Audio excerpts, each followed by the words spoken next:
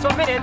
Sira. Din il-frażi hija popolari ma' ħafna li kienu jsegwu l-filmat ta' minuta li ta' kuljum kien itella fuq Facebook Nusser Yassin minn madwar id-dinja.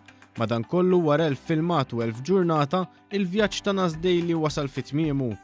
Il-vjaġġ tiegħu intemm f'pajjiżna fejn f'dar il-Mediterran iltaqa' ma' bosta Maltin u persuni li ġew apposta minn madwar id-dinja sabiex jiċċelebraw miegħu tmiem dan il-vjaġġ.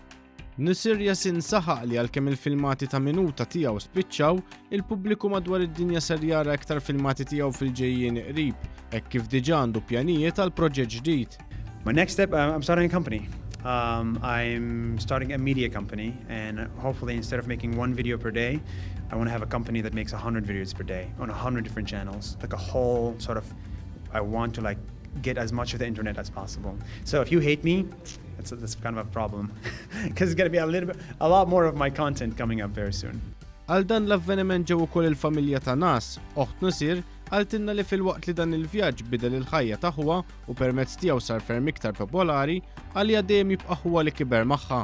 It's crazy because I never expected my brother to be this big, and I'm so incredibly proud and yeah, it's still crazy. I don't think of him as Nas Daily, he's just my brother. So being here and seeing all these people is just so surreal.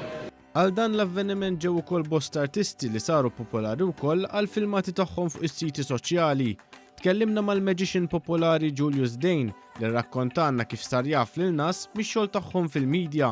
Huwa saħaq li dan l-avveniment u evidenza ċara tas-saħħa li għandha l-medja soċjali. I think there's no clearer example than here today. Hundreds of people have turned up to celebrate Day 1000 of Nas Daily. So clearly, social media is a powerful way to reach an international, worldwide audience. Alan Dixon li huwa fotografu rinomat tal-istess tiegħu m'annimali f'pajjiżi differenti, saħaq li pajjiżna kien ideali sabiex Nas jagħlaq il-vjaġġ tiegħu. It's an amazing destination, location. I love the energy of Malta, the people. They just walk around with smiles everywhere and they're just so welcoming.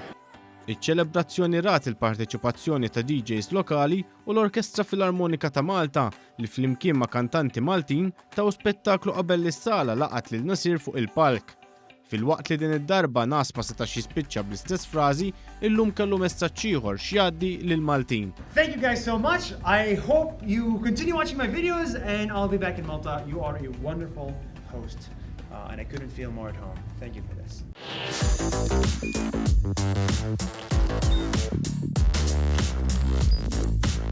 Idħol fuq one.com.mt u hemmhekk tista' tara l-programmi kollha li jxandru fuq One permezz ta' One Play.